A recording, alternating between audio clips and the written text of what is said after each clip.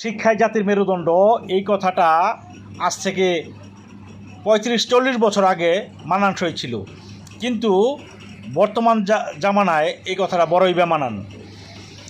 আপনি লক্ষ্য করে দেখবেন, যত বড় বড় উচ্চশিক্ষিত তারা কলমের খোঁচায় শত শত কোটি টাকার দুর্নীতি করে। আপনি দেখবেন ডাক্তার, সে জনগণের টাকায় পড়াশোনা করেছে, অথচ সাধারণ গরিব রোগীকে সে টাকা ছাড়া দেখবে না। এই হচ্ছে বাস্তবতা। আপনি ইঞ্জিনিয়ারের ক্ষেত্রে দেখেন, সে টাকার বিনিময়ে রডের বদলে বাঁশ ভরে দিচ্ছে।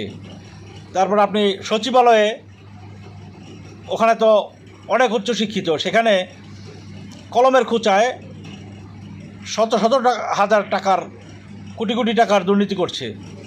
এই হচ্ছে শিক্ষিতদের অবস্থা। আবার চিন্তা করেন আপনি যে বেশি শিক্ষিত, বড় বড় শিক্ষিত পরিবার যারা, তাদের বাপ মাই দেখবেন বেশিরভাগ আপনার বৃদ্ধাশ্রমে থাকছে।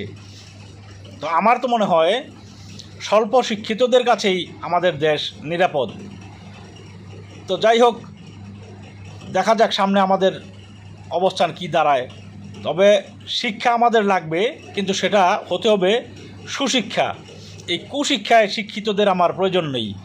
আমার গরিব দেশে সুশিক্ষার ব্যবস্থা করা দরকার, সেটাই সরকারকে অনুরোধ করছি।